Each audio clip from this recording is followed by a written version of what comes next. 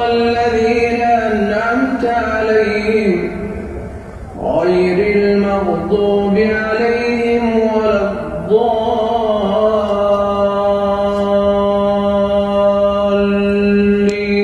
الضالين آمين. ولمن خاف مقام ربه جنتان فبأي آلاء ربكما تكذبان